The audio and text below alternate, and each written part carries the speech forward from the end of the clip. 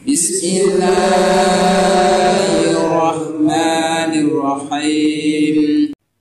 Assalamualaikum warahmatullahi wabarakatuh. Bismillahirrahmanirrahim. Alhamdulillahi rabbil alamin. Wassalatu wassalamu ala ashrafil anbiya'i wal mursalin, Sayyidina wa habibina wa maulana wa qurrati a'yunina Muhammadin wa ala alihi wa ashabihi wa man tabi'ahum bi ihsanin ila yaumiddin. Rabbi syrah li sadri wa yassir li amri wa hlul uqdatan min lisani yafqahu qawli. Rabbi zidna ilma wa rizqna fahma, amin ya rabbal alamin. Amma ba'du, teman-teman semua, seperti biasa kita mulai dengan hadiah Al-Fatihah ila ruhi nabiyina wa syafiina Muhammadin sallallahu alaihi wasallam wa ila arwahil anbiya'i wal mursalin wa ila arwahil ali wal ashabi ajma'in wa ila arwahil awliya'i wa syuhada'i was salihina wa la imatil mustahidina wa la muallifina wal musannifin, khususan ruha sultanil awliya' Syekh Abdul Qadir Al-Jilani wa ruha Al-Imam Al-Junaid Al-Baghdadi wa ruha Hujjatul Islam Abi Hamid Al-Ghazali wal Syekh Al-Akbar Muhyiddin Ibn Arabi wal Imam Abi Hasan Asy-Syadzili wa ila arwahi awliya'illahi ta'ala fi ardi Nusantara, khususan arwaha wali Songo wa ruha waliyillah Jadina Ahmad Mutamakin qatasallahu asrarahum wa nawwara dhara'ihum wa barakatihim wa nafa'ana bi'ulumihim wa ila arwahi ulama'ina muassisi jam'iyatil Nahdlatul Ulama wal jam'iyatil Islamiyatil ukhra, khususan ruha Hadratus Syekh Hasyim Asy'ari, Kiai Wahid Gus Dur, Kiai Wahab, Kiai Bisri Sansuri, Kiai Khalil Bangkalan, Kiai As'ad, Kiai Ahmad Siddiq, Kiai Ma'sum, Kiai Ali Ma'sum, Kiai Abdullah Salam, Kiai Sal Mahfuz, Kiai Bishri Mustafa, Kiai Khalil Bishri, wa ila ruhi abi Kiai Abdullah Rifai wa ruhi ummi Nyai Salamah wa ruhi ummi Nyai Fatimah, ghafarallahu dzunubahum wa satara ayubahum wa ya'li darajatihim wa nafa'ana bi'ulumihim syai'un lillahi lahumul Fatiha. A'udzu billahi minasy syaithanir rajim. Bismillahirrahmanirrahim. Alhamdulillahi rabbil alamin. Ar-Rahmanir-Rahim, Maliki yaumiddin, iyyaka na'budu wa iyyaka nasta'in, ihdinas siratal mustaqim, siratal ladzina an'amta 'alaihim ghairil maghdubi 'alaihim waladdallin, amin. Bismillahirrahmanirrahim. Qala al-muallif rahimahullahu ta'ala wa nafa'ana bihi wa bi'ulumihi fid dharain, amin. Rabbi yassir wa a'in. Sekarang sekarang masuk ke mukaddimah keempat, at-tamhidudz rabi'u. Mukaddimah keempat agak bikin ngeluh sedikit, ini agak bikin pusing karena agak rumit, jadi siap-siap ya. At-tamhidudz rabi'u, mukaddimah keempat, ibayani manahijil adillati. Di dalam menerangkan, itu adalah menerangkan jalan-jalan dalil, artinya metode yang dipakai oleh Al-Ghazali untuk berpikir di dalam ilmu kalam, karena kan ilmu itu harus ada metodenya. Nah, metodenya apa? Allatis tanhajnaha, yang menempuh aku, yang menjadikan metode aku Al-Ghazali kepada adillah fi hadzal kitab, dalam kitab ini. Jadi ini aspek metodenya. I'lam, ketahuilah, anna manahijal adillati, sesungguhnya jalan dalil, artinya metode, mutasyaibatun itu bercabang-cabang, metode itu banyak. Waqad auratna, dan sudah menerangkan, menyebutkan, menjelaskan aku Al-Ghazali ba'daha, sebagian dari dalil-dalil ini, fi kitabi Mihaqqun Nazari. Bacanya kita Mihaqqun Nazari, tidak Mihaqqin Nazari, karena i'rabnya lil hikayah ya. Fi kitabi Mihaqqun Nazari, di dalam kitab, yaitu judulnya Mihaqqun Nazar, itu kitab karangannya Al-Ghazali. Washba'na, dan telah membuat kenyang aku, maksudnya membahas secara mendalam al-qaula, pembahasan, ya, pembahasannya sudah saya kenyangkan, ya. Ini istilahnya menarik ini. Saya telah mengenyangkan pembahasan saya.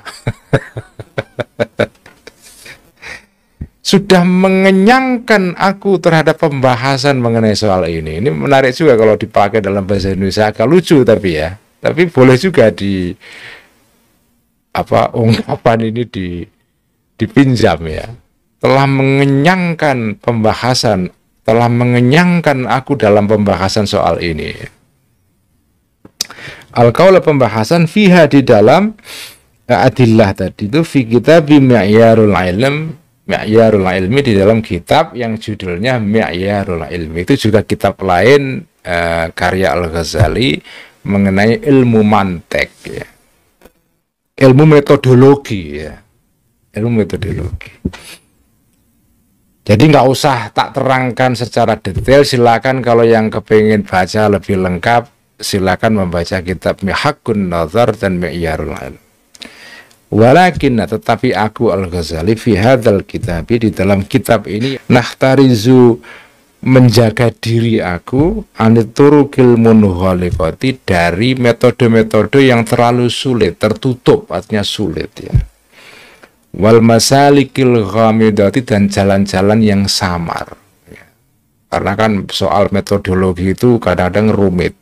Dalam kitab ini saya nggak akan menerangkan yang rumit-rumit, qasdan, karena bertujuan lil idhahi, untuk menerangkan, menjelaskan.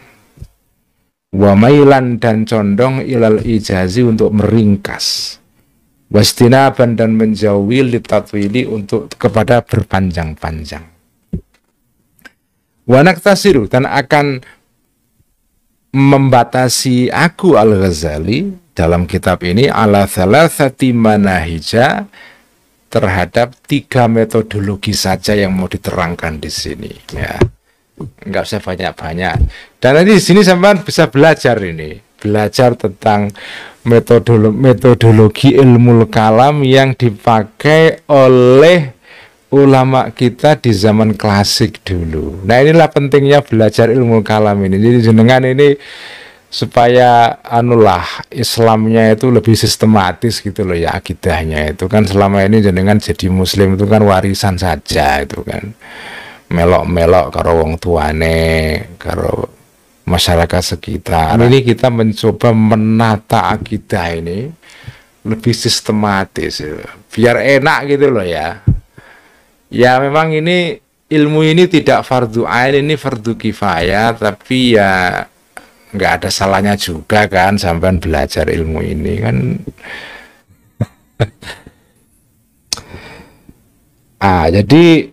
Jadi ya ini kita belajar menata cara berpikir kita menurut metodologinya ulama klasik. Nanti menarik, akan ada pelajaran menarik ini. Al-manhajul awwal. Metodologi yang pertama itu namanya, ini mungkin ada yang baru dengar ini ya, adalah as-sabru wat taqsimu.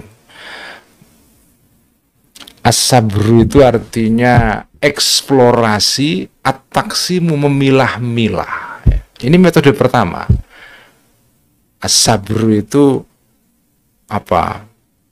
Meneliti satu persatu. Ada masalah banyak gitu, jangan teliti satu persatu terus dipilah-pilah. Ini metodologi ilmiah kan, jadi kayak persis seperti cara kerja seorang ilmuwan dalam ilmu botani misalnya, ilmu tumbuh-tumbuhan ya, ilmu botani. Seorang ahli ilmu botani kan pergi ke hutan, survei dulu, lihat jenis-jenis pohon-pohonan, lalu dipilah-pilah ini ya, dipilah-pilah, namanya taksonomi dalam ilmu ilmu ya, dalam sains lah ya, dalam biologi misalnya ada namanya taksonomi, menggolong-golongkan tumbuh-tumbuhan atau binatang ya ke dalam jenis-jenis yang yang terpisah-pisah ya. Ini cara kerja ini persis dengan cara kerja dalam ilmu-ilmu modern ini ya. Namanya dalam bahasa klasik kita ya, ini supaya jenengan paham apa tahu lah ya. Ini istilah ulama dulu tuh ini ya. Ulama kita dulu itu istilahnya ini as-sabru wa taqsim ya. Eksplorasi dulu, survei dulu, kemudian taksonomi, membagi-bagi. Nah, apa itu metode as-sabru wa taqsim itu? Wahwa as-sabru wa taqsim itu adalah an-nakhsura, untuk meringkas, membatasi kita al-amro, urusan perkara ya. Kalau kita melihat kenyataan sosial ya, dibatasi misalnya fi qismaini, di dalam dua bagian, dalam dua golongan ya. Jadi misalnya sesuatu itu kemungkinan begini begitu, nah itu artinya kan digolongkan itu. Setelah dibagi dua, summa nubtila, kemudian membatalkan kita ahadahuma, salah satu dari kisma ini. Karena alama, maka mengetahui kita minhu, dari ahadahuma tadi itu, atau dari ibtalu ahadihima, thubutasani, terkonfirmasinya dalil yang kedua atau bagian yang kedua. Contohnya seperti apa? Begini, kaqaulina, sebagaimana ucapan kita di dalam merumuskan dalil ya, dalam ilmu kalam. Misalnya begini contohnya, al-alamu imma hadithun wa imma hadithun wa imma qadimun. Al-alamu, alam raya ini dengan segala isinya, itu kalau mau dilihat dari sudut dia itu dicipta atau tidak dicipta, itu dibagi dua. Imma hadithun, ada kalanya anyar teko, datang belakangan, artinya dia tercipta dalam waktu, artinya ada permulaan waktunya, bukan sesuatu yang ada sejak dulu ya. Dalam bahasa Inggris itu istilah hadithun itu diterjemahkan biasanya dalam, ya kalau dalam pembahasan ilmu teologi oleh sarjana-sarjana barat yang mengkaji ilmu kalam dalam Islam ya, mereka menggunakan terjemahan yang menarik. Hadithun itu terjemahannya adalah temporally created ya, diciptakan di dalam waktu. Artinya apa? Ada permulaannya. Jadi alam itu ada hadithun wa imma qadimun, dan ada kalanya abadi, dalam pengertian non-temporally created. Dia tidak punya awal. Tuhan itu kan nggak punya awal karena dari dulu ada. Sesuatu alam itu dibagi, ada dua kemungkinan. Alam raya ini ada dua kemungkinan.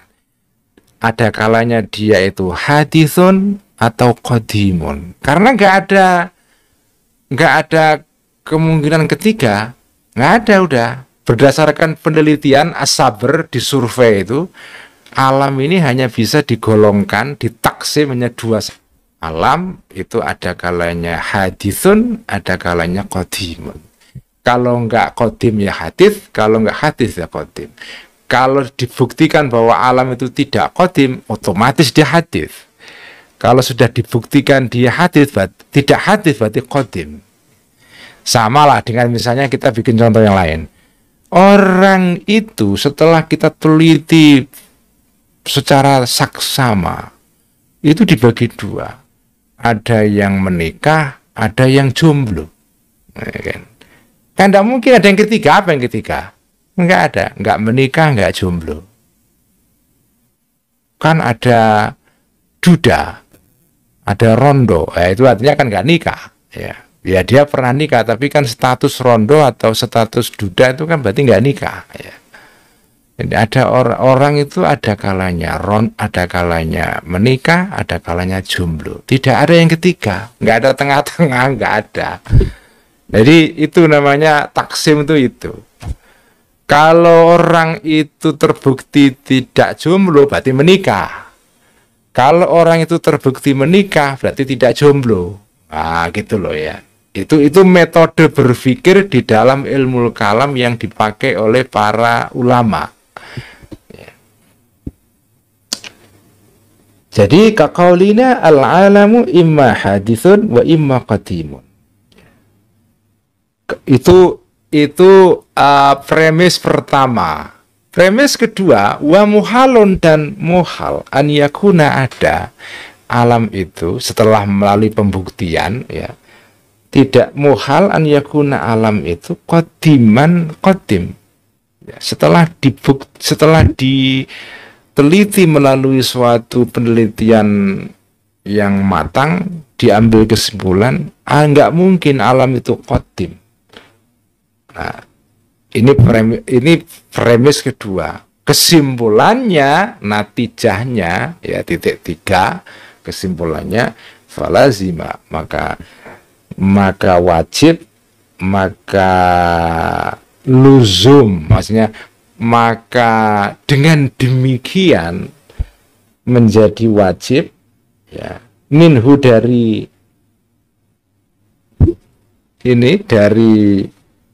muhalun an yakuna qadiman an yakuna ada alam ini haditsan hadits la mahalata pasti. Nah wa hadzal lazimu, dan kesimpulan ini huwa hadza ini matlubuna adalah yang kita cari. Kesimpulan inilah yang kita tuju. Wa huwa, dan al-lazim ini adalah ilmu maksudun yang dituju, istafatna yang mengambil faedah kita terhadap ilmu ini min ilmaini, dari dua ilmu akharaini yang lain. Apa itu dua ilmu yang menjadi basis penyimpulan ini? Ahaduhuma, yang pertama dari ilmaini ini adalah qauluna, ucapan kita, al-alamu imma qadimun wa imma hadithun. Itu ilmu pertama ya. Alam itu ada kalanya hadith, ada kalanya qadim. Tidak mungkin dua-duanya, harus salah satu.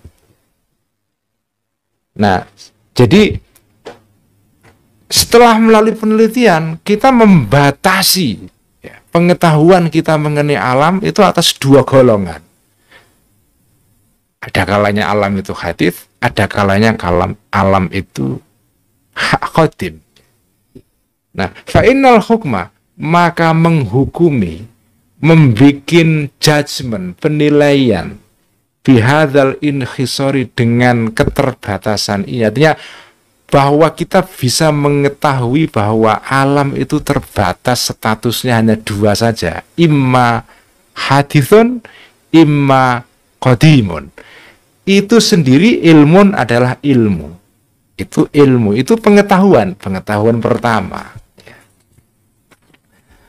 Wathani, dan pengetahuan kedua adalah qauluna, ucapan kita, wa muhalun an yakuna qadiman. Mohal alam itu qadim setelah diteliti kan, nggak mungkin alam itu qadim karena ada perubahan yang terus-menerus di dalam alam ini. Setiap sesuatu yang mengandung perubahan maka dia tidak qadim, dia pasti hadits ya.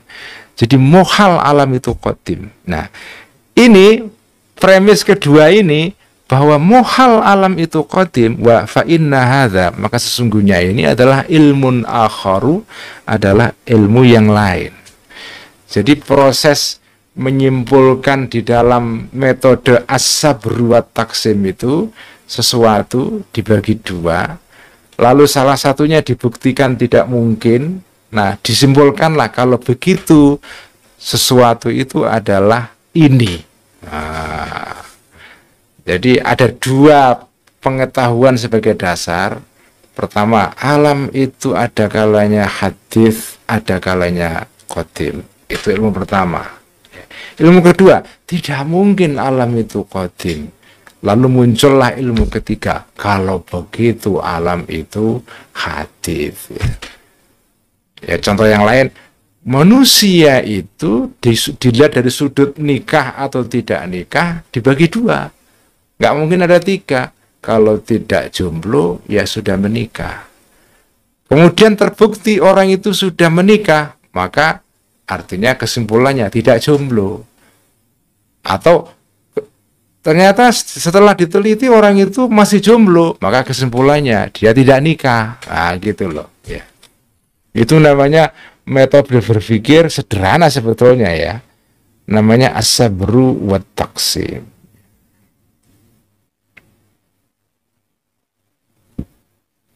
Wa kullu ilmin, dan setiap ilmu matlubin yang dicari, setiap ilmu yang dicari itu ini logiknya, reasoningnya, alasannya ya. Setiap ilmu yang dicari, setiap informasi yang mau dicari, kesimpulan tadi itu, fala yumkinu, maka tidak mungkin ilmun matlubin ini an yustafada, diambil illa min ilmaini, kecuali dari dua ilmu.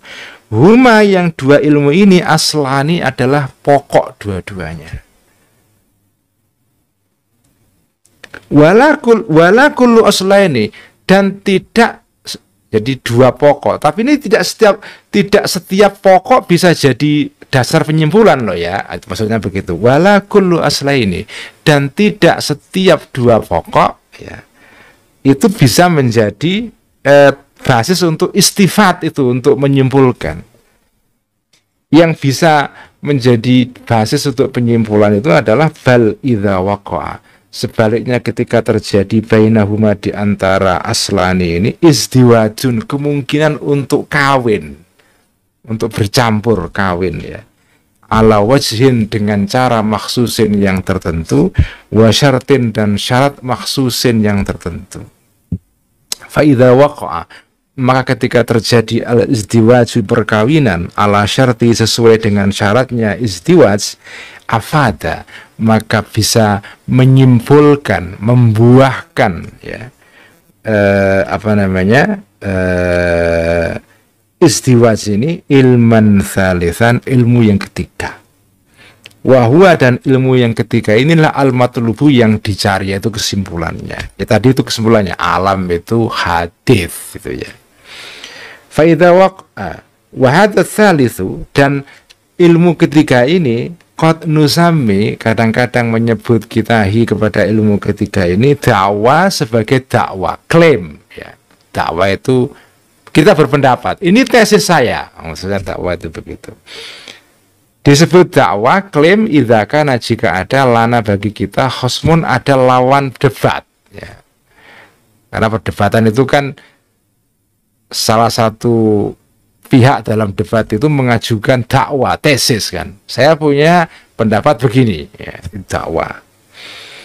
Wa nusammi, dan menyebut kita kepada asalis tadi itu matluban, sebagai kesimpulan yang dicari. Jadi kalau tidak ada musuh itu istilahnya netral, matlub, sesuatu yang dicari gitu saja.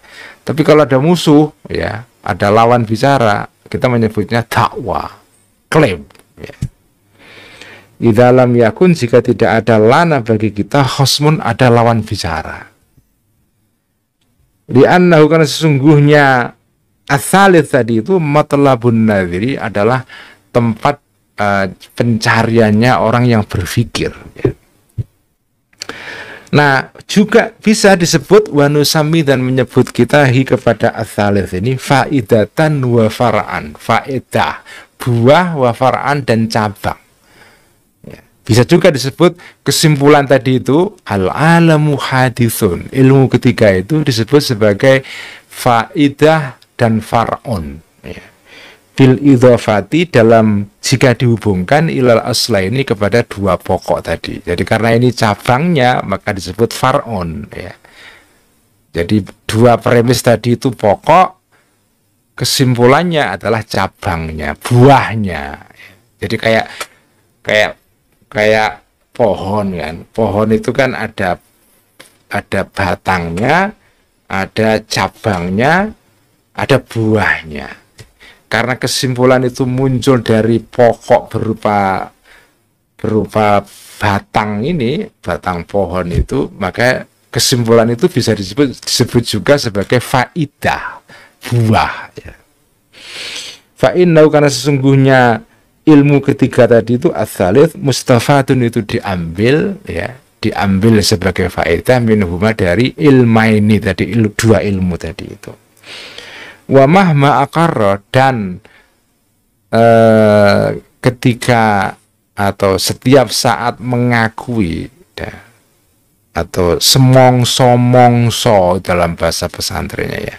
Jadi setiap saat mengakui al-khasmu lawan bicara bil aslaini dengan dua pokok tadi itu. Kalau dua pokoknya sudah diakui benar, tidak disangkal, maka yalzamu, maka wajiblah, maka tetap lahu kepada al-khasm la mahalata pasti al-iqraru mengakui bil far'i dengan cabangnya al-mustafati yang diambil minhuma dari aslaini, dari dua pokok tadi itu. Wahwa, dan al-far'u tadi itu adalah sihhatud da'wah, adalah berkebenarannya klaim kita itu ya. Itu adalah metode yang pertama ya. Nah, saya ulang lagi ya, at-tamhid yang nomor 4, dan ini berbicara mengenai manahijul adillah ya. Manahijul adillah ini artinya adalah metodologi yang dipakai oleh para ulama, terutama Al-Ghazali, untuk berargumen di dalam membuktikan adanya Tuhan, sifat-sifat Tuhan, keberadaan Nabi, dan seterusnya. Jadi ini penting banget ya. Ini menurut saya muqaddimah yang paling penting, karena disinilah kita akan belajar mengenai epistemologi, cara bekerjanya ulama ilmu kalam di dalam membuktikan adanya Tuhan. Inilah metodologinya. Ada 3 yang sebetulnya banyak metodologi yang dipakai oleh para ulama ilmu kalam ya, ilmu akidah. Tetapi Al-Ghazali di sini tidak mau membuat sampean semua ini pusing, ngeluh ya. Ya, Al-Ghazali tahu dengan pasti ngantuan kan, jadi udahlah hanya dikasih 3 saja, 3 cukup ya. Nah, yang pertama, metode ini yang paling penting, ini metode yang sering dipakai oleh para ulama ilmu akidah. Nanti jenengan akan buktikan di dalam tengah-tengah kitab ini. Inilah metodologi atau cara berargumen, cara bernalar ya, nalarnya akidah Islam sebagaimana diikuti oleh para ulama. Nalar ini sih tidak diikuti oleh misalnya ulama salaf yang tidak memakai metode ini ya. Misalnya teman-teman salafi nggak memakai ini, teman-teman wahabi nggak pakai ini, teman-teman yang lebih mementingkan dalil yang tekstual nggak pakai ini. Ini dalil yang dipakai oleh para ulama yang menggabungkan antara metode tekstual dengan metode yang rasional, pakai nalar ya. Yang pertama adalah as-sabru wa taqsim. As-sabr wa taqsim ya. Jadi mensurvei masalah dulu kemudian dibagi-bagi, itu as-sabr wa taqsim. Jadi contoh sederhananya adalah setelah jenengan tengok kiri kanan, kesimpulannya adalah manusia itu kalau dilihat dari sudut dia nikah atau tidak nikah itu dibagi 2 ya.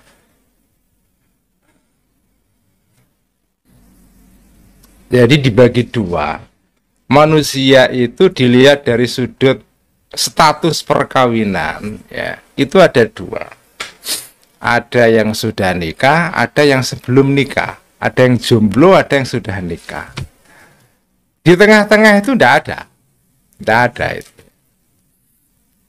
Manusia itu kalau terbukti sudah nikah berarti tidak jomblo ya. Kalau terbukti jomblo berarti sudah nikah. Nggak mungkin dua-duanya ya. apa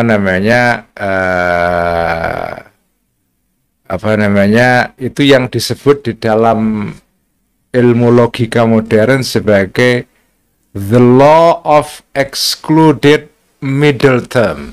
Ya.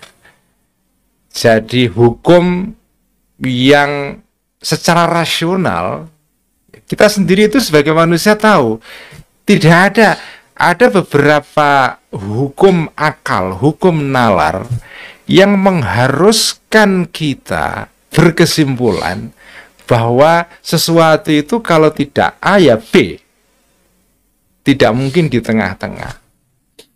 Kalau manusia itu tidak jomblo ya pasti menikah. Kalau sudah menikah pasti tidak jomblo. Manusia itu tidak mungkin di dua tempat secara bersamaan. Kalau dia ada di tempat A, sudah pasti tidak di tempat B. Tidak mungkin di tengah-tengah. Itu yang disebut dengan the law of excluded middle term. Ya. Jadi hukum yang memustahilkan adanya middle term. Artinya sesuatu yang di tengah-tengah. Karena ya sesuatu itu kalau nggak A ya B. Tetapi ini tidak terjadi pada semua kasus ya. Ada juga sesuatu itu kalau tidak A, B, C, D, E dan seterusnya. Misalnya contohnya, sesuatu itu kalau tidak merah itu kan tidak mesti hijau misalnya, kan tidak. Kalau tidak merah ya bisa hijau, bisa kuning, bisa hitam, bisa putih, bisa coklat, macam-macam karena warnanya banyak. Tapi ada sesuatu itu yang hanya mungkin dikategorikan, diklasifikasi hanya menjadi dua saja. Kalau tidak A ya B. Nah, contoh yang dipakai oleh Al-Ghazali adalah alam itu kalau tidak hadis ya qadim.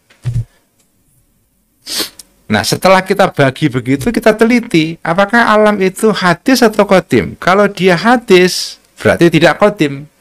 Kalau dia qadim, berarti tidak hadis. Nah, gitu. Itu cara berpikir yang paling basic di dalam ilmu kalam. Ini metode pertama. Nah, sekarang kita menginjak metode kedua.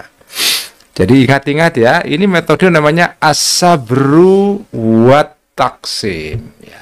Sabar dan taksim. Ya. Penelitian dan klasifikasi. Diteliti dulu, kemudian maksudnya disurvei dulu. Observasi, klasifikasi. Observasi, ditelaah, setelah ditelaah, kemudian diklasifikasi. Itu namanya as-sabru wa taqsim.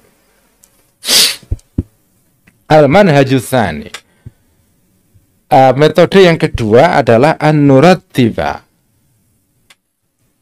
Itu menyusun kita, ya, kita yang sedang berargumen ini, asla ini dua pokok, ya. Ala wajhin akhara, atas cara yang lain. Mithlu qaulina, seperti ucapan kita. Kullu ma la yakhlu 'anil hawadithi fahuwa hadits. Kullu ma, segala sesuatu, la yakhlu yang tidak bebas. Sesuatu ini 'anil hawadithi, dari hal-hal yang hadits, yang baru. Maka fahuwa hadithun, dia juga baru. Wahua, statement ini, premis ini, aslun adalah pokok yang pertama. Artinya dia, premis pertama itu namanya aslun, ya. Premis kedua, wal alamu, sementara alam ini, artinya alam ya, alam raya ini, la yakhlu, tidak bebas alam ini, anil hawadithi, dari hal-hal yang hadis, yang baru. Wahua, statement kedua ini, aslun akharu, adalah statement yang lain, artinya pokok yang kedua, yang lain, ya. Jadi ada dua aslun, dua premis, ya. Karena kan cara berpikir itu kan gitu, ada premis 1, premis 2, terus kesimpulan. Premis 1, 2 itu disebut dengan aslun, aslani, dua asal, dua fondasi. Dari dua fondasi ini kemudian muncul kesimpulan namanya natijah. Ya, inference atau apa, kesimpulan. Kesimpulan itu bisa disebut faedah, bisa disebut dakwah, bisa disebut dengan apa namanya matlub ya. Ada dakwah, ada matlub, ada faedah atau faraon ya. Cabang atau kesimpulan yang dicari, atau dakwah, klaim. Ya, klaim. Disebut klaim itu kalau jenengan berhadapan dengan musuh, lagi berdebat, ada lawannya, maka kesimpulan sampean itu disebut sebagai dakwah, klaim. Ini klaim saya, silakan mau didebat. Gitu. Al-Ghazali ketika menyebutkan posisi dia, ya, atau ya posisi dia akan mengatakan ini adalah klaimku, ad-da'wah. Gitu. Artinya apa? Al-Ghazali menyadari bahwa di sebelah sana, di seberang sana ada orang-orang yang kepengen menyerang dia. Artinya ya kelompok-kelompok Islam yang lain yang tidak setuju dengan dia, dari sekte-sekte yang lain yang nggak sepakat. Nah, mereka akan menyangkal ini. Makanya statement dia itu, posisi dia disebut sebagai ad-da'wah, klaim. Nah, klaim ini bisa disusun berdasarkan urut-urutan nalar seperti tadi, as-sabru wa taqsim. Nah, yang kedua ini, fayalzamu, maka menjadi wajib, menjadi terkonfirmasi atau wajib, harus minhu dari dari aslun akhor ini, sihhatu da'wana, kebenaran dari klaim kita, dakwah kita Ahlussunnah wal Jamaah yang mengikuti akidah Asy'ariyah. Apa itu dakwah kita ini? Wa huwa da'wana itu isinya adalah annal alama, sesungguhnya alam itu hadithun, anyar, baru. Wa huwa, dan inilah al-matlubu yang dicari. Fata'ammal, maka bernalarlah, maka pikirkanlah, hal yutasawwaru, apakah bisa digambarkan, an yukirra, untuk mengaku, al-khosmu, lawan debat, ya, lawan debat, bil aslaini, terhadap mengaku atas kebenaran dua asal tadi, dua premis tadi. Dia mengakui kebenaran dua premis, tsumma yumkinu, kemudian memungkinkan, kemudian mungkin hu kepada al-khasmu, musuh, ingkaru sihhati dakwah, mengingkari kebenaran klaim kita. Kalau dia sudah mengakui kebenaran dua premis tadi, otomatis kesimpulannya juga dia setujui. Karena nggak mungkin jenengan menyetujui premisnya, premis 1-2-nya, kesimpulannya sampean tolak, itu nggak masuk akal. Fata'alamu, maka mengetahui engkau qat'an, pasti, anna dzalika, sesungguhnya ingkar itu muhalun, muhal. Inilah nalar kedua. Ya, jadi nalar kedua itu adalah jenengan menyusun yuratib, ya, menyusun dua premis dengan cara yang lain. Kalau yang cara yang pertama tadi namanya menyusun premis dengan as-sabru wa taqsim. Jadi jenengan membuat namanya apa ya, klasifikasi dulu, ya. Misalnya dalam metode yang pertama, alam itu ada dua kemungkinan, hadis atau qadim. Hadis artinya alam itu diciptakan, ada permulaannya. Qadim artinya alam itu abadi, tidak ada permulaannya. Kalau alam tidak hadis ya qadim, kalau tidak qadim ya hadis. Itu hanya dua kemungkinan itu. Itu pokok pertama. Yang kedua, Terbukti alam itu setelah kita teliti adalah tidak qadim. Maka kesimpulannya apa? Pasti dia hadis. Itu itu adalah nalar pertama atau metode pertama. Jadi jenengan bagi dulu sesuatu atas dua bagian, terus jenengan buktikan bahwa salah satu dari bagian itu mustahil terjadi, maka kesimpulannya yang benar adalah bagian yang kedua, karena bagian yang pertama tidak benar. Alam itu ada kalanya qadim, ada kalanya hadis. Terbukti tidak qadim, maka hadis. Itu metode pertama. Metode kedua, sama-sama menyusun dua premis, tetapi disusun dengan cara lain. Caranya adalah ini, ya.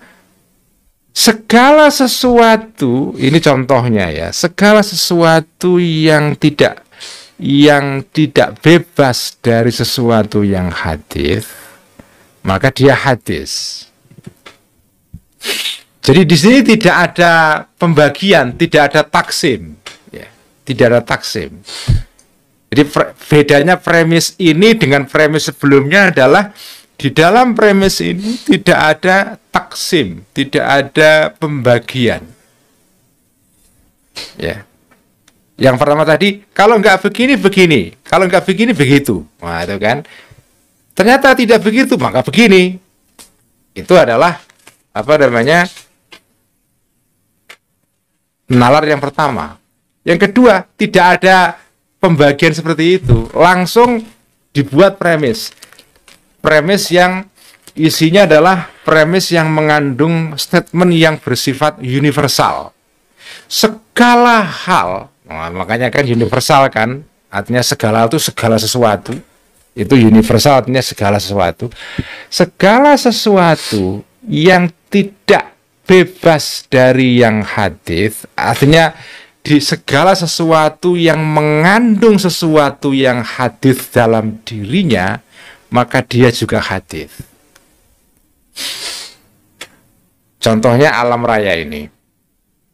Alam raya ini, itu di dalam alam raya ini isinya segala sesuatu hadis semua. Hadis semua itu hanya sesuatu yang tercipta, ya, ada awalnya. Karena kalau sesuatu itu ada awalnya, itu pasti namanya hadis. Kalau sesuatu itu abadi, itu namanya qadim, ya, qadim, nggak punya permulaan. Jadi kalau sesuatu itu ada awalnya, dia namanya hadis. Kalau sesuatu itu ada permulaannya, pasti ada yang menjadikan dia ada. Itu nalarnya begitu. Makanya dikatakan di sini, segala sesuatu yang di dalam dirinya terdapat sesuatu yang hadis, maka dirinya juga hadis. Dengan kata lain, sesuatu yang menjadi wadah bagi segala yang hadis, maka dia hadis. Alam raya ini isinya semuanya, hal yang di dalam alam raya ini itu semuanya hadis. Karena apa? Karena dia tercipta dan ada permulaannya. Apa semua? Mau galaksi, mau planet, mau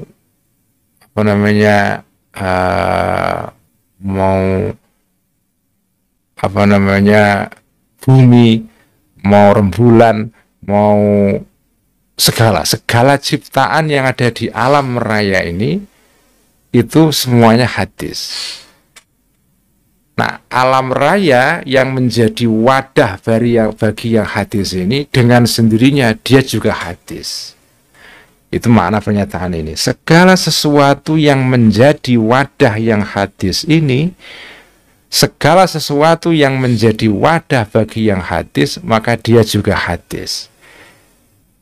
Sementara itu premis pertama. Premis kedua, alam di dalam dirinya itu ada yang hadis. Kesimpulannya, alam kalau begitu hadis.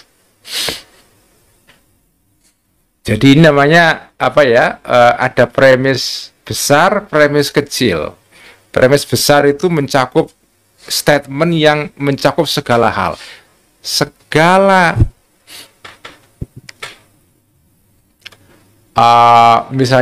misalnya contoh yang lain adalah misalnya begini. Semua orang yang sudah menikah, ya, semua orang yang sudah menikah, maka otomatis dia tidak jomblo. Nah, itu contoh yang lain ya. Semua orang yang sudah menikah, pasti dia tidak jomblo. Itu pernyataan umum, mencakup semua orang. Itu namanya premis besar atau statement besar. Statement kecil, statement yang cilik ya. Misalnya Kiai Akrom sudah menikah. Maka kesimpulannya dia tidak jomblo. Nah, gitu ya. Jadi semua orang, itu premis besarnya adalah semua orang yang sudah menikah maka dia tidak jomblo. Kiai Akrom sudah nikah, maka kesimpulannya berarti dia tidak jomblo. Jadi ada premis besar, premis kecil, terus kesimpulan.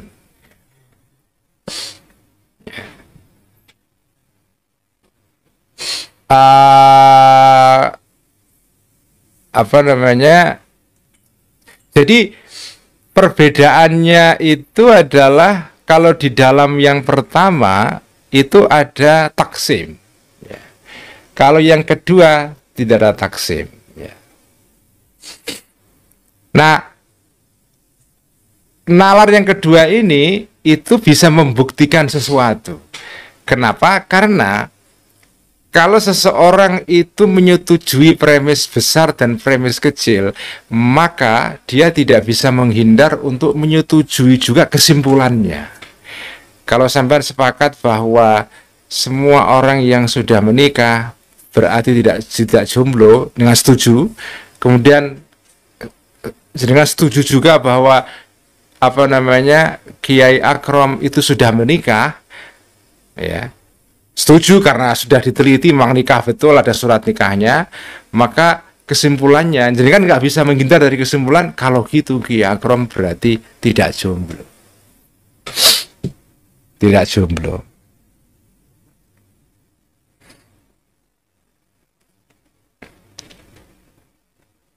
Ini ya ini pelajaran mantek ala Aristoteles ya, begini ini ya. Kalau dengan belajar ilmu mantek ya, mantek yang dikembangkan atau ilmu logika yang dikembangkan oleh ulama Islam itu kan sumbernya dari Yunani, dari Aristoteles, kemudian dikembangkan sebagian oleh ulama Islam, lalu dipakai sebagai alat untuk pembuktian adanya Tuhan ya dan seterusnya. Makanya ilmu akidah atau rumusan akidah Asy'ariyah yang banyak diikuti oleh umat Islam seluruh dunia sekarang ini, itu memang basisnya atau dasarnya itu memang sebagian itu tekstual, sebagian itu rasional. Rasional. Tapi lebih banyak kandungan rasionalnya.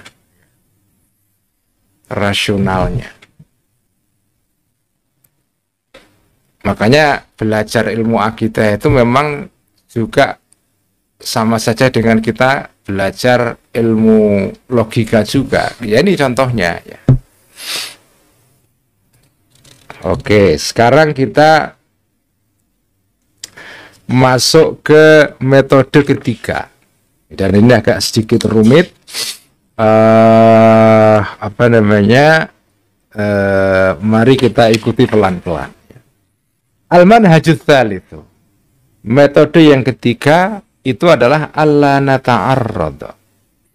Tidak menyinggung-nyinggung kita li thubuti da'wana terhadap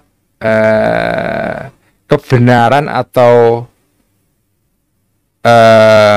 terhadap tetapnya, terhadap konfirmasi dari klaim kita.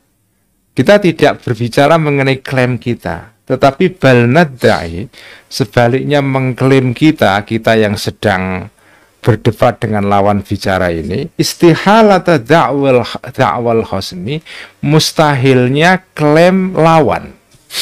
Jadi kita tidak berbicara mengenai klaim kita, yang kita bicarakan adalah klaimnya lawan.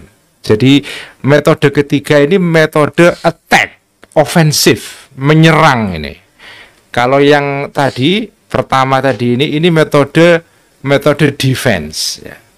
Kita punya klaim, kita buktikan kebenaran klaim kita dengan dua cara tadi.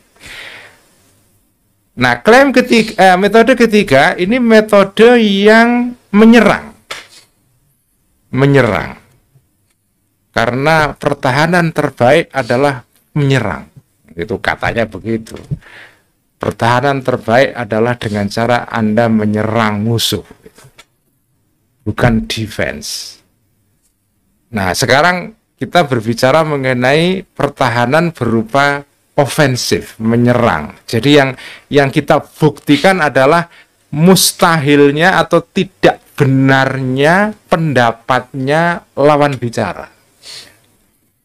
Kalau tadi kan enggak, yang kita tunjukkan adalah bahwa pendapat kita itu benar.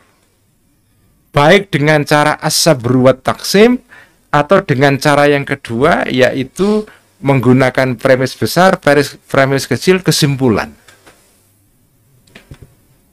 Yang ketiga, enggak begitu. Kita serang argumen lawan, kita tunjukkan argumen lawan itu ada cacatnya. Nah, dari cacat, dari bolongnya itu kita serang. Nah, itu ya. Bagaimana caranya? Bi'an nubayyina, dengan cara menerangkan kita annahu sungguhnya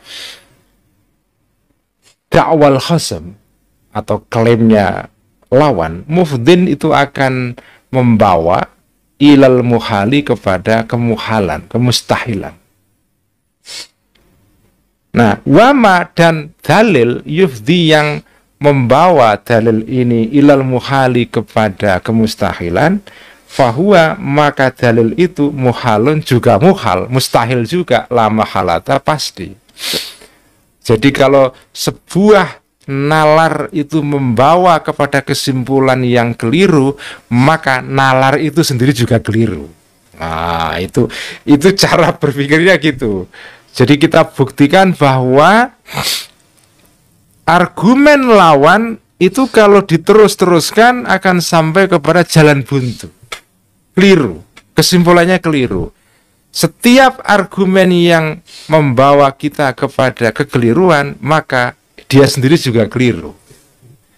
Ya kan, memang masuk akal kan, ya memang begitu kan. Ini kan hukum yang secara rasional sudah ada dalam pikiran kita. Dan anehnya itu ya, kalau jangan pikir-pikir, dari mana asal-usulnya kok jenengan punya gagasan bahwa kalau sesuatu itu membawa kepada kemustahilan, kepada kesimpulan yang mustahil, yang salah, maka sesuatu itu sendiri juga salah. Itu kan memang begitu. Kalau ada orang berargumen, argumen ini membawa kepada kesimpulan yang keliru, maka argumen itu sendiri juga keliru. Nah, jenengan kok punya gagasan seperti itu tuh dari mana itu? Dari mana itu asal-usulnya itu? Ya sama dengan kok bisa jenengan kan tanpa sekolah itu jenengan kan bisa mengetahui dengan nalar sederhana. Kalau orang di sebuah tempat A, maka tidak mungkin ada di tempat B. Karena tidak ada middle term, nggak ada tengah-tengah. Kalau nggak A ya B. Kalau sesuatu itu apa namanya, kalau orang itu menikah berarti tidak jomblo. Kalau orang itu jomblo berarti tidak menikah. Loh, jadi kan kok punya kesimpulan seperti itu tuh dari mana itu? Itu kan ajaib ya. Ya itu semua adalah pemberian anugerah Allah Subhanahu wa taala. Jangan nggak tahu dari mana asal-usulnya. Ya dari Allah ya. Dari Allah itu. Tidak bisa itu disimpulkan dari menggunakan teori evolusi Darwin, itu nggak bisa itu ya. Nggak bisa itu. Evolusi Darwinian itu tidak bisa membuktikan hal ini. Nggak bisa. Kok bisa orang punya gagasan itu dari mana asal-usulnya itu? Sama dengan ya ini kalau diteruskan ya panjang gitu. Mithaluhu, contohnya gimana? Mithaluhu, contohnya metode ketiga ini, qauluna, ucapan kita. Insahha qaulul khasmi, insahha jika benar, qaulul khasmi, ucapan lawan bicara. Apa itu isinya ucapan lawan bicara? Inna dauratil falaki la nihayatalaha. Lazima minhu sihhatul qaulil qaili ya. Innama la nihayatalahu qadin qada wa furigha minhu. Jika ucapan lawan bicara, apa itu ucapannya? Inna dauratil falaki, sesungguhnya lingkaran-lingkaran falak, yaitu apa namanya, planet ya. Planet la nihayatalaha, itu tidak ada ujung, tidak ada apa namanya akhir, itu maujud laha bagi dauratul falak.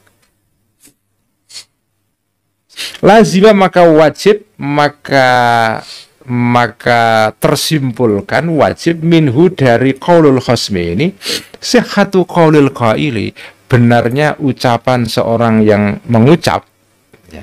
Apa itu isinya ucapannya? Innama la nihayatalahu qadin qada. Innama, sesungguhnya sesuatu, la nihayatalahu, yang tidak ada ujung, itu mawjud lahu bagi ma, maka qadin qada, maka akan berakhir sesuatu itu. Wa furigha, dan diselesaikan minhu dari, dan apa ya, dirampungkan minhu dari ma tadi itu. Wa ma'lumun, dan diketahui, anna hadzal lazima, sesungguhnya kesimpulan ini, muhalun, itu muhal.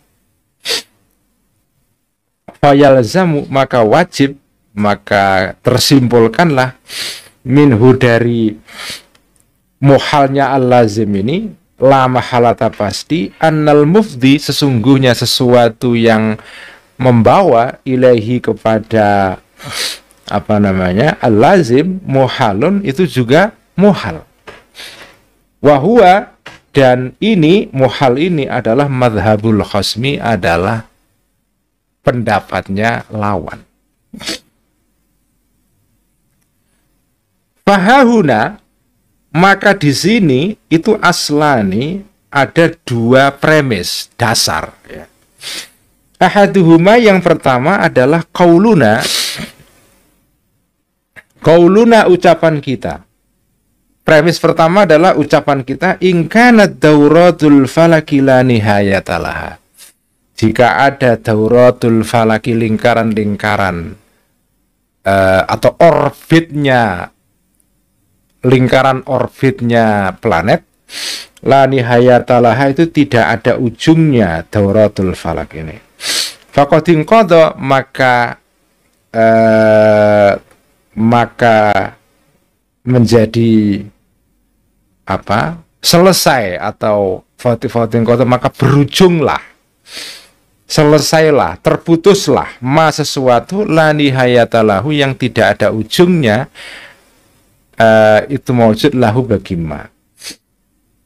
Fa innal hukma, maka sesungguhnya menghukumi, menyimpulkan biluzumin qidhaima, dengan wajibnya selesainya sesuatu, la nihayata lahu, yang tidak ada ujung, itu maujud bagi ma, alal qauli, menurut pendapat, binafyin nihayati, dengan tidak adanya ujung, andauratil falaki, dari lingkaran atau orbit-orbitnya planet.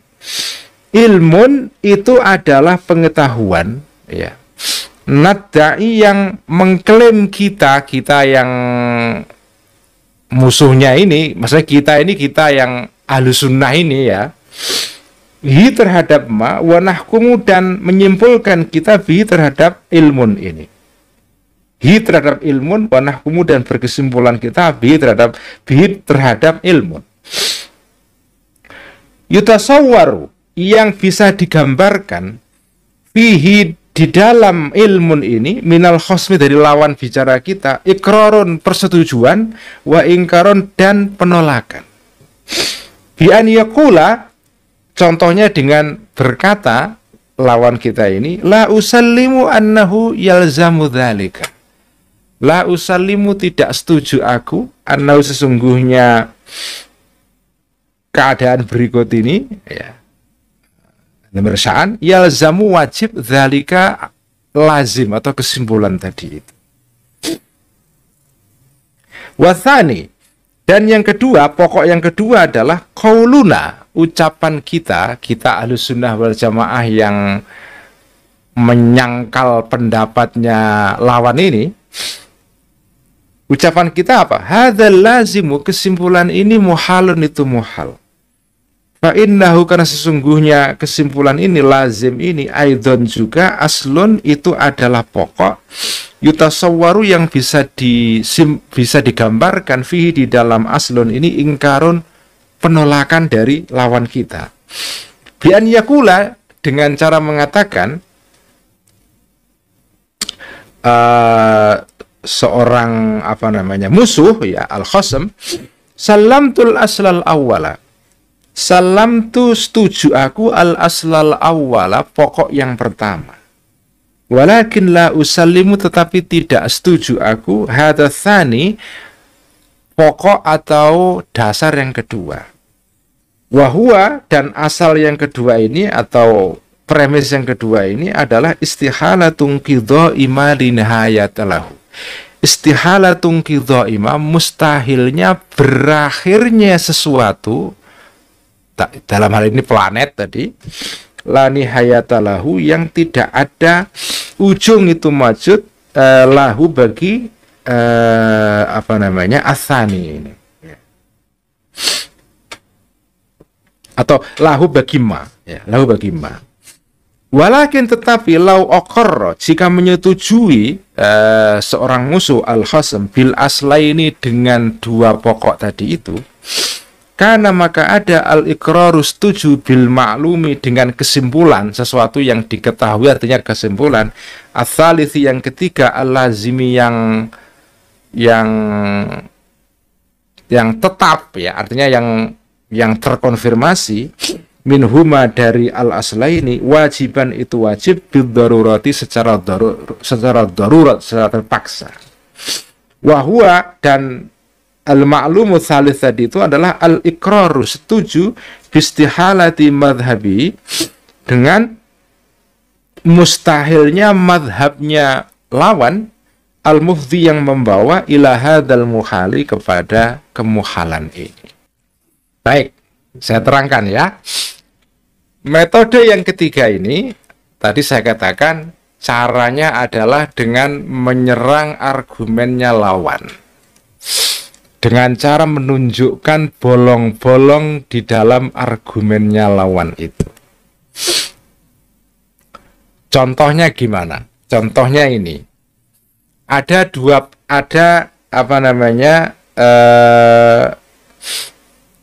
Jadi caranya adalah ini, penggambaran ini, contoh ini, ya, contoh ini adalah contoh yang mengandaikan kita Ahlussunnah wal Jamaah ini berhadapan dengan para filosof. Ini contoh Al-Ghazali menghadapi para filosof seperti Ibnu Sina. Nah, para filosof itu kan punya pendapat bahwa alam itu qadim. Ini saya beri muqaddimah dulu ya, biar jenengan tahu duduk soalnya. Jadi di dalam perdebatan klasik dulu itu ada dua kubu besar, kubu teolog dan kubu filosof. Kubu teolog disebut dengan kubu para ulama lah, Al-Ghazali dan kawan-kawan. Termasuk orang-orang Mu'tazilah itu juga bagian dari kubu ini ya. Dalam hal ini Mu'tazilah dan yang lain-lain sama ya. Posisinya sama, blok orang-orang kiai lah, kiai-kiai ini. Yang kedua blok para filosof ya. Nah, blok para kiai ini berpendapat bahwa alam ini itu ada permulaannya. Blok yang filosof mengatakan alam itu tidak ada permulaannya. Alam itu dari dulu ada dan akan terus ada. Nah, logiknya itu kalau ditelusuri argumen para para filosof itu masuk akal.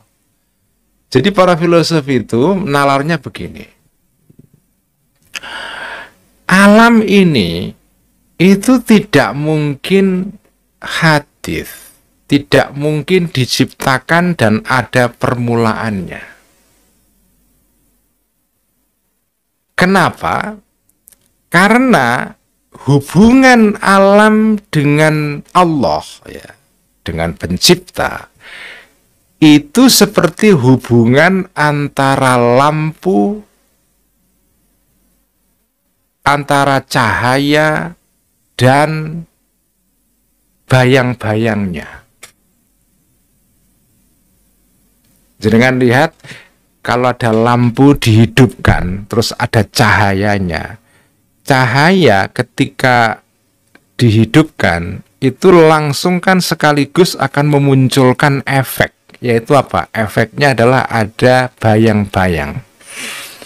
Ya, artinya sesuatu yang terkena cahaya itu kemudian juga menimbulkan ada bayang-bayang ya. Jadi adanya bayang-bayang itu karena ada cahaya. Hubungan antara Allah dengan alam itu seperti cahaya dan bayang-bayang. Bagaimana maksudnya? Cahaya dengan bayang-bayang itu kalau jenengan lihat itu kan tidak ada yang dahulu, tidak ada yang belakang. Karena begitu cahaya hidup langsung ada bayang-bayang. Kalau cahaya mati, bayang-bayang hilang. Jadi kalau ada cahaya pasti ada bayang-bayang. Nggak mungkin tidak. Nggak mungkin ada cahaya jenengan menghidupkan lampu, klek gitu ya. Terus bayang-bayang itu baru muncul 10 menit kemudian. Itu tidak mungkin. Begitu ada cahaya, maka ada bayang-bayang. Ya sama dengan misalnya contoh yang lain, misalnya matahari yang terbit di timur. Begitu ada matahari terbit di timur, maka ketika matahari terbit di timur, maka ada namanya waktu pagi. Itu otomatis. Nggak mungkin matahari terbit di timur terus menunggu sejam baru waktu pagi datang. Itu tidak bisa. Begitu ada matahari terbit di timur, langsung ada waktu pagi. Begitu ada cahaya, maka langsung ada bayang-bayang. Jadi jarak antara munculnya cahaya dengan munculnya bayang-bayang itu nggak ada jaraknya. Ya bareng. Karena mereka ini adalah hubungan sebab akibat. Begitu ada sebab maka ada akibat. Jadi cahaya adalah sebab, adalah penyebab. Bayang-bayang adalah sesuatu yang disebabkan. Sebab dan akibat munculnya itu bareng. Tidak bisa sebab terus muncul, terus kemudian baru sekian menit atau jam atau hari atau minggu baru muncul akibatnya itu tidak itu. Ya tidak semua sih, tapi ada hubungan sebab akibat itu yang seperti itu. Begitu sebabnya ada, langsung muncul akibatnya. Begitu ada cahaya, langsung muncul bayang-bayang. Begitu ada matahari terbit di ufuk timur, maka langsung muncul waktu pagi. Tidak ada jeda antara sebab dan akibatnya.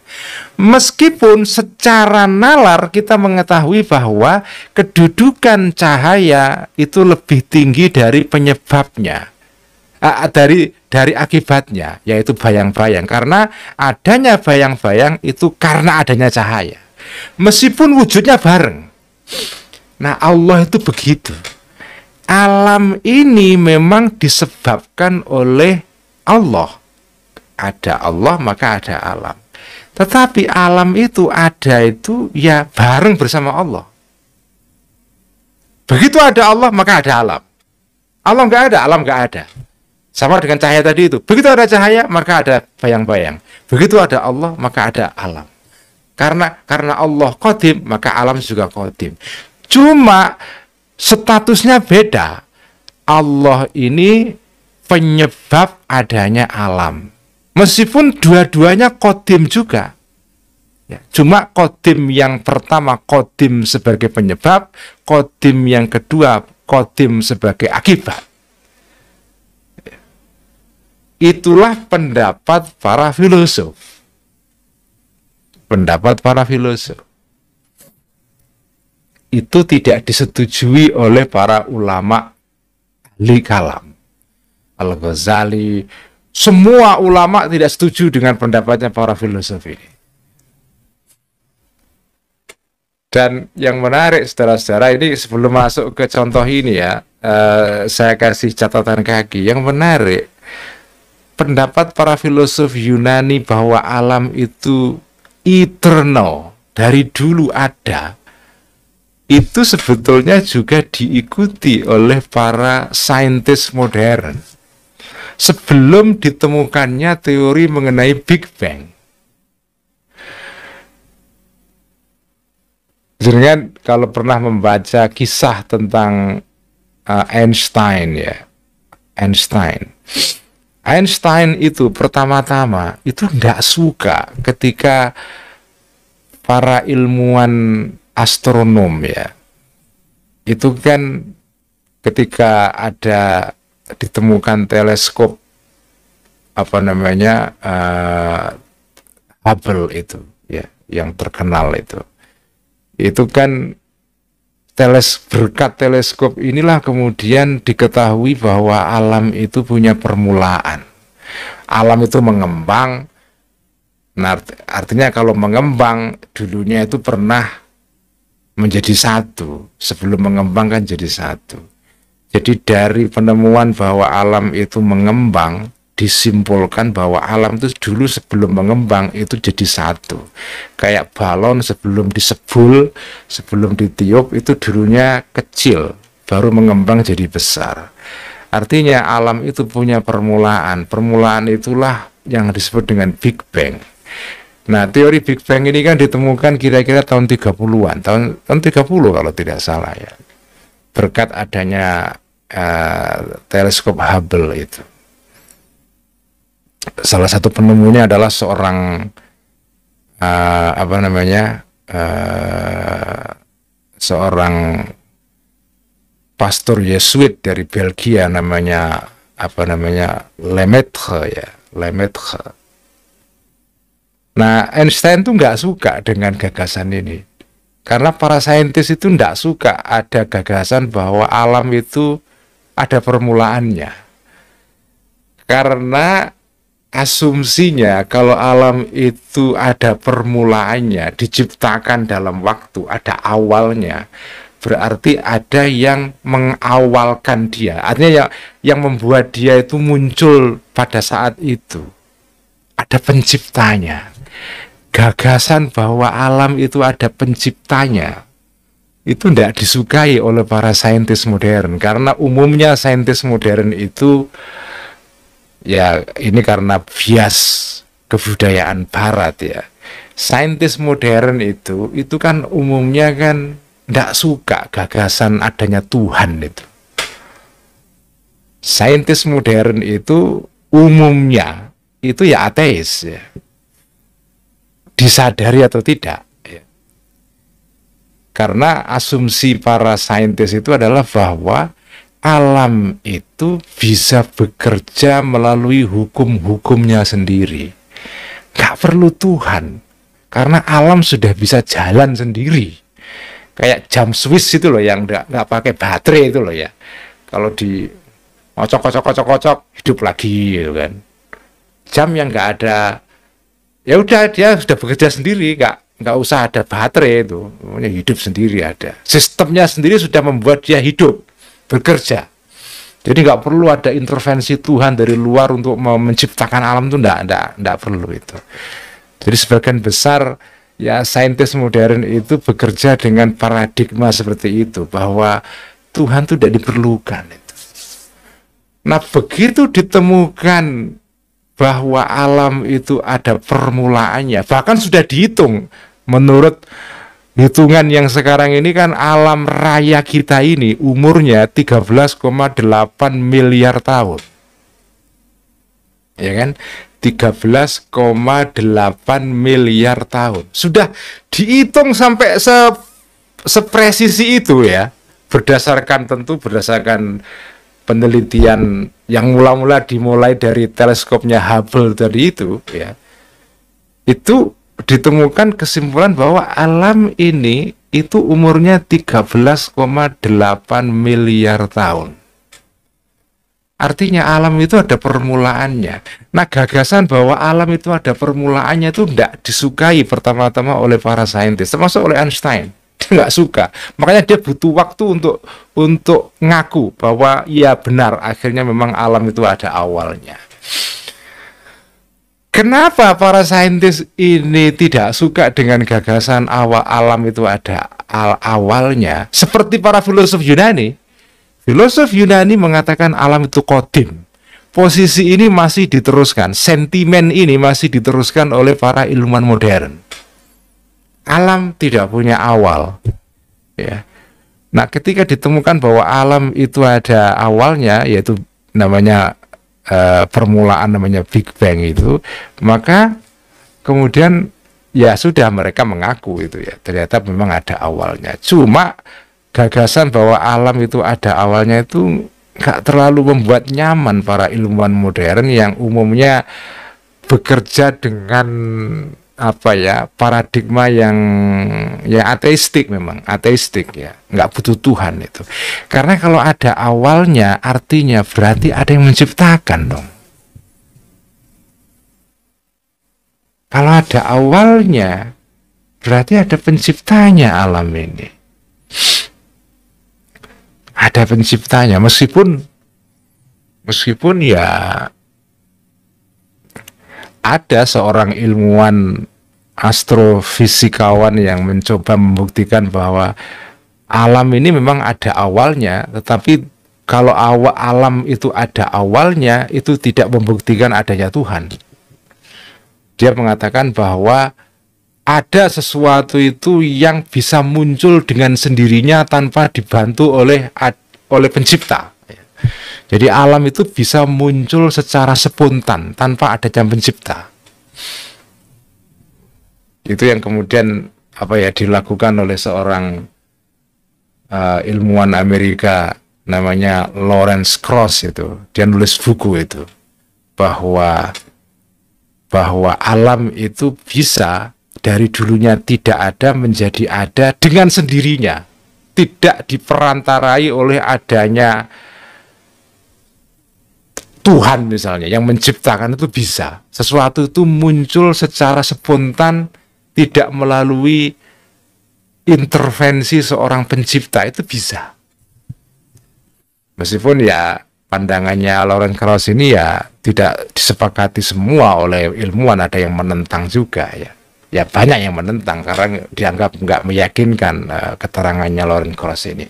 Tapi intinya saudara-saudara bahwa ini mukadimah saya dulu, bahwa posisi para filosof sejak zaman Yunani sampai di era modern itu kira-kira sama, yaitu bahwa alam itu abadi, dari dulu ada dan akan terus ada.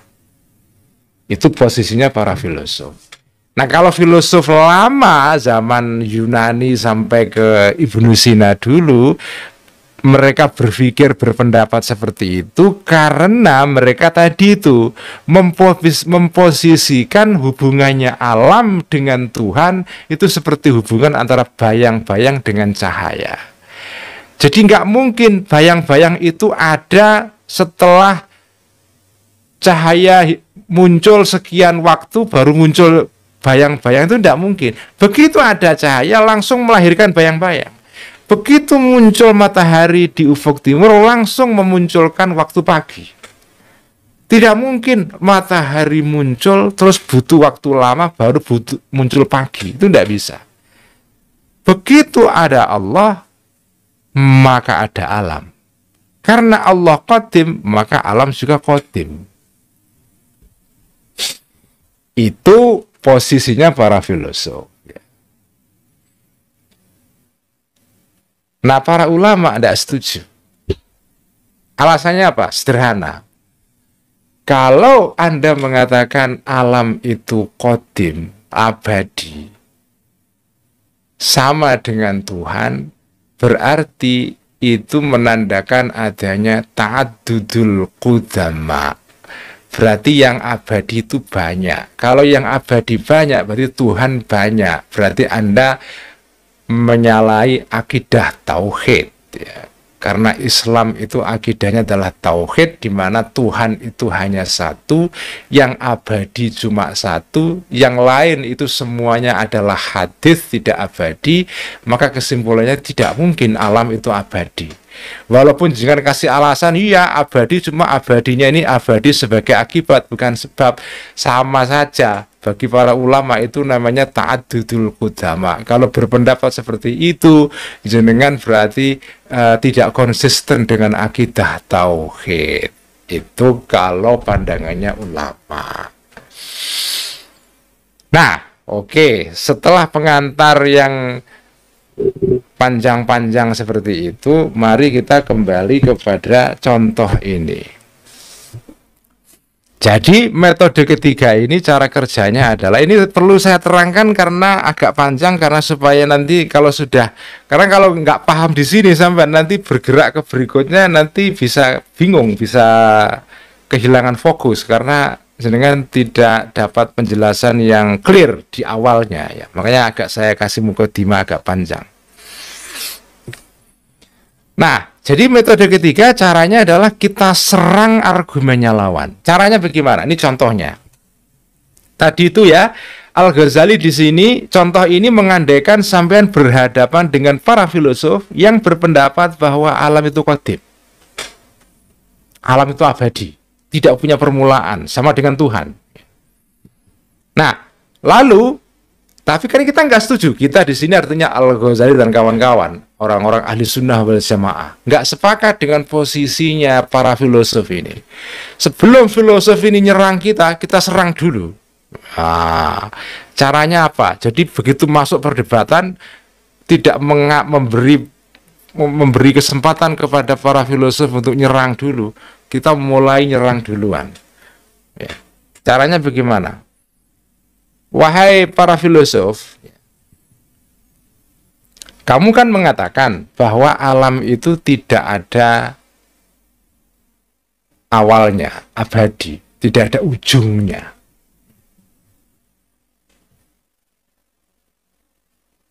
Itu maknanya bahwa alam itu ya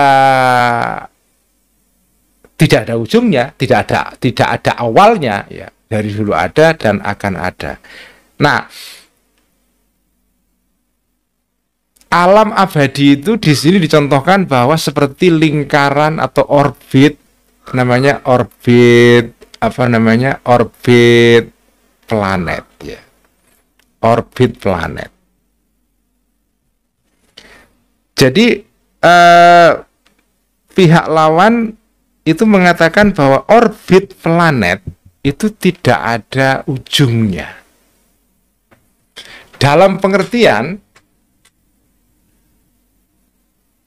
orbit ini itu apa namanya? Orbit itu kan sesuatu yang berputar kan ya. Jadi perputaran apa namanya planet ini karena alam ini abadi, maka perputaran planet ini itu juga abadi, tidak ada awalnya. Jadi dari dulu ya planet itu berputar. Itu namanya dauratul falak la nihayatalah.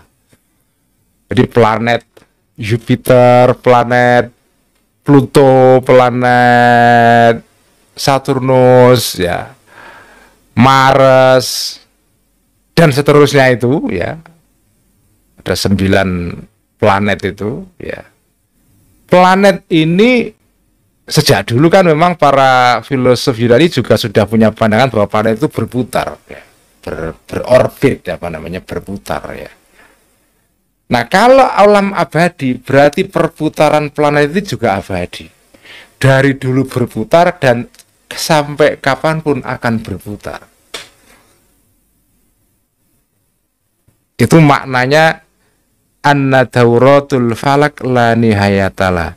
Lalu ini pendapatnya filosof ya. Filosof punya pendapat bahwa alam itu abadi. Kalau alam itu abadi berarti orbitnya planet itu muter juga abadi. Dari dulu muter sampai kapanpun juga muter.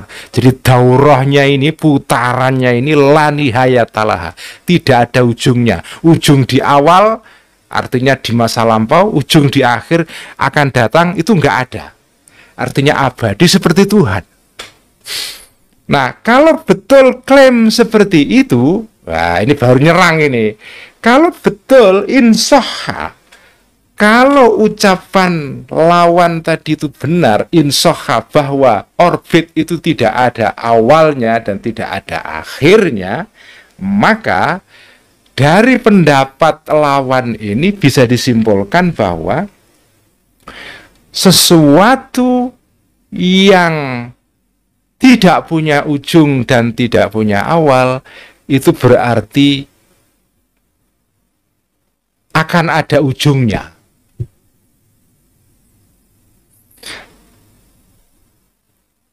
Sesuatu yang tidak punya ujung awal dan akhir berarti dia punya ujung.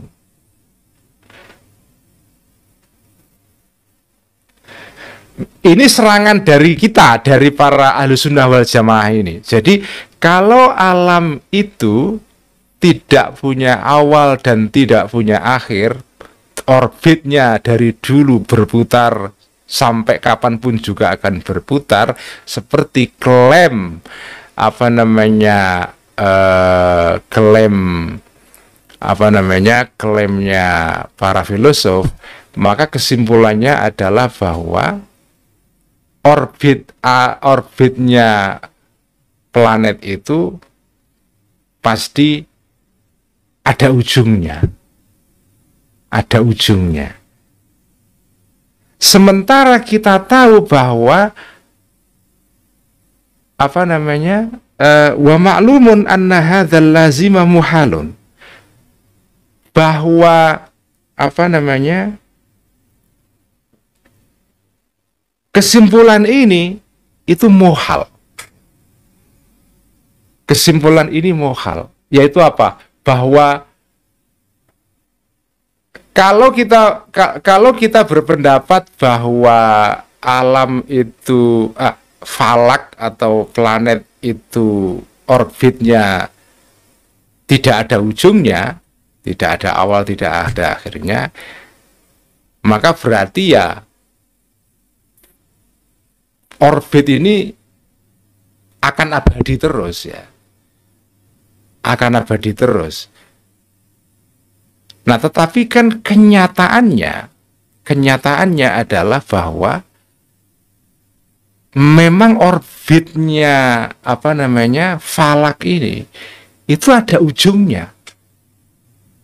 Ada ujungnya. Tidak tidak tanpa batas, ada batasnya. Jadi di sini ada ada bolong di dalam argumennya khosem, ya. Ada bolong di dalam argumennya pihak filosof itu, ya. Yaitu tidak match antara kesimpulan dengan premisnya. Tidak match antara kesimpulan dengan premis. Karena premis dengan kesimpulan itu harus nyambung. Begitu tidak nyambung, maka ya berarti premisnya salah, ya. Jadi di sini dikatakan bahwa kalau seandainya orbitnya falak itu tanpa ujung, maka kesimpulannya adalah bahwa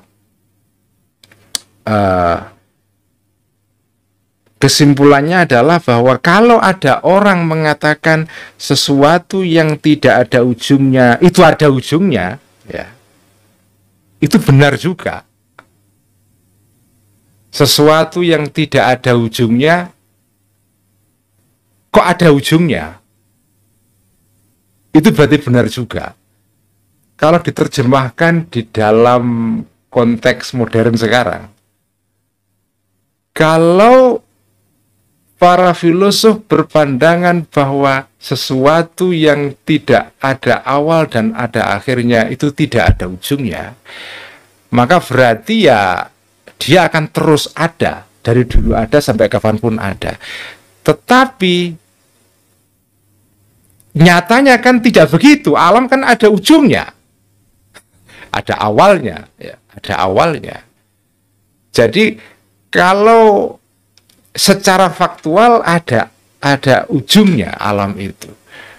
Jadi kalau misalnya benar pendapat filosof bahwa alam itu abadi, tidak ada ujungnya, ya, kalau benar premis itu, maka kalau ada orang mengatakan bahwa sesuatu yang tidak ada ujungnya, kok ada ujungnya, benar juga. Padahal ucapan orang seperti ini kan tidak benar. Jadi ini menunjukkan bahwa sebetulnya premisnya para filosof itu tidak benar. Saya kasih perbandingan, contohnya begini. Kembali kepada contoh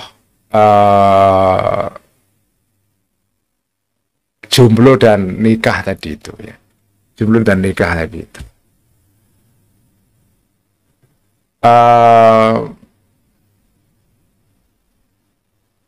Misalnya ada orang mengatakan bahwa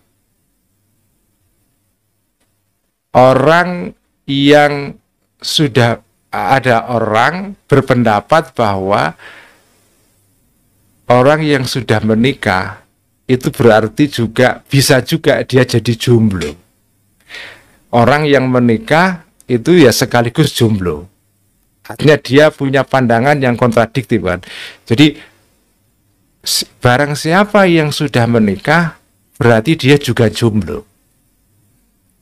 Nah, cara menyerang pendapat seperti ini adalah dengan mengatakan bahwa kalau benar pernyataan kamu orang yang sudah menikah itu jomblo juga, berarti kalau ada orang mengatakan bahwa menikah dan jomblo itu bisa benar dua-duanya, maka ucapan itu berarti bisa disetujui, benar juga. Nah, ucapan seperti ini kan tidak benar. Kalau begitu berarti premis kamu bahwa orang yang menikah itu sama juga jomblo, itu premis yang tidak benar itu. Jadi dengan cara dengan cara menunjukkan bahwa premisnya musuh itu membawa kepada kesimpulan yang mustahil, jenengan berkesimpulan bahwa premisnya musuh itu mustahil juga. Itu makna metode ketiga ini. Jadi jenengan membuktikan kesalahannya musuh itu berdasarkan konsekuensi dari premisnya. Premis ini kalau sampean ikuti, itu akan membawa kita kepada kemustahilan. Karena itu premisnya juga mustahil. Itu kira-kira begitu ya maknanya. Wallahu a'lam. Sekian, assalamualaikum warahmatullahi wabarakatuh.